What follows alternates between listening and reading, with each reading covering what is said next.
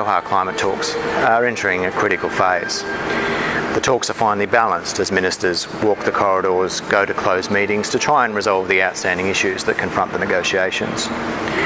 There are three big overarching issues that need to be addressed in the coming hours. First of all is how do we implement the amendments to the Kyoto Protocol to allow it to come in force from the 1st of January next year. And two key outstanding issues which ministers are grappling with are, if you're not a Kyoto party and you don't have a target under the protocol, can you use Kyoto's carbon markets to meet the target that you have under the UN Framework Convention on Climate Change? And that's particularly important for countries like New Zealand and Japan.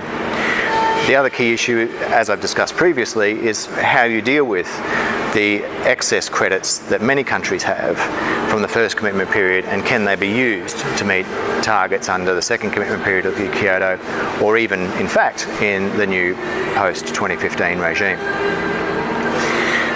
Carbon financing or climate financing is also a key issue at the heart of the negotiations. In Copenhagen, developed countries committed to $100 billion in public and private sector financing to be delivered to developing countries to help them cope with a hostile climate, to help them put them on a path to low carbon development, and for that money to be in place by 2020. The issue now is how do we scale up to that level of financing, and developing countries are seeking some assurances that because of things like the economic crisis, that developed countries will continue to deliver on the commitments they've made in Copenhagen and Cancun and indeed in Durban, where financing would continue to flow and towards that $100 billion goal. We have actually also seen some positive signs on this front in recent days. A number of European countries, the UK, Germany, France, Norway and Sweden and Denmark, have all committed financing for the next couple of years. That adds up to, in total, around $7.5 billion.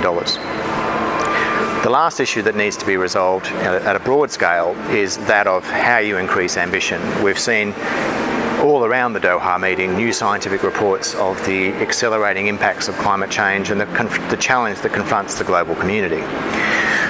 What we're trying to achieve here are some incentives and some processes that will actually put political pressure on all countries to increase the ambition that they currently have on the table. Countries are taking significant action, but it's currently not enough to meet the target that we currently all agreed to, which is avoiding a 2-degree increase in global temperature. This conversation is happening in two places. One, under the Kyoto Protocol. How do we create a mechanism in the protocol that allows countries in 2014 to increase the ambition that they currently have? And also under the broader conversation that's happening around the Climate Convention. How do we ensure that we do a robust review to move the 2-degree goal to a 1.5-degree goal, which most countries in the negotiations support? These two processes are actually very important for Australia's domestic policy making. In 2014, the government will need to make the final decision on how, or the level of the emission cap or the emission limit that will be put under the domestic carbon laws. That's happening at the same time as these two processes are occurring, so there will be increased international scrutiny on the decision that the government makes at that time.